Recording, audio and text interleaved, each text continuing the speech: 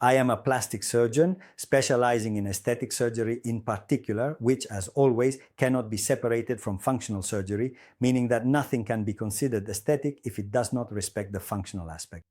This is especially true for one of the surgeries I perform, which is nasal surgery. So, as I always say, people often ask me if it's possible to address the turbinates or the septum during rhinoplasty. I always say that it's impossible to build a straight church on crooked walls, so even the partition, which is never a perfectly vertical wall, should be made as straight as possible. First, to ensure that the church, that is the nose, the aesthetic result, is more linear and symmetrical and appears as straight as possible, and second, to allow it to function properly. We have our nose in the middle of our face precisely to allow us to breathe. On this topic, let's talk about some important aspects of rhinoplasty. Today, we are bombarded on social media. I'm talking about thousands of before and after photos taken right on the operating table, something we've already mentioned and something that we sometimes do ourselves because it's important. I would never stop during my execution of a rhinoplasty until the nose I see on the operating table satisfies me, in addition to being as close as possible to what was agreed upon with the patient, but that is not the final nose. Aesthetic surgery is a journey that begins with the first consultation, with the choice of the professional, with the empathy you have with the plastic surgeon, with the result you choose, with understanding the procedure, with preparing for the examination, from the operation to the execution of the procedure, and most importantly, throughout the entire healing process. This very concept was expressed in a book I wrote more than 10 years ago now, 11 to be precise, on the subject of rhinoplasty. Rhinoplasty, which in some important ways has since evolved.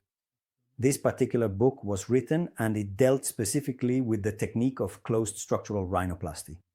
Today, a new concept has been added, which is preservation rhinoplasty. So now we have open rhinoplasty, closed rhinoplasty, structural rhinoplasty, and preservation rhinoplasty. It's important to understand what you're getting into and the timeline involved. As I was saying, we've summed it up like this. An excellent surgery can be ruined by poor dressing. Why? Because the dressing, both on the operating table and in the post-operative period, it is a fundamental phase of healing, and healing is a fundamental phase of surgery. A surgical procedure doesn't end with the last stitch the surgeon makes, but the surgeon, at least as far as I'm concerned, doesn't leave the operating table until the last bandage is applied and until the patient wakes up and is checked again as soon as they arrive in their room. That's why I'm truly amazed at how many people travel around the world just to spend less. It's like saying, I spent less because I bought a lower quality car, but without anyone guaranteeing me the maintenance. Sometimes that's a problem. Even in the biomedical field, for example, we can buy 1,000 pieces of equipment from China or now from Korea, but the problem is that it's an instrument that applies a technology to the body of a human being, so to a third party who is our patient. Besides the fact that it must be guaranteed both scientifically and formally, it also needs to have maintenance. It's unlikely that someone on the other side of the world, even if I paid less, can guarantee me maintenance. So the standard, the quality level of that machine over time may not be guaranteed. It's the same thing with surgery. If it's performed, it's only right that the person who performs it follows up on the result. Because even the healing phase is fundamental.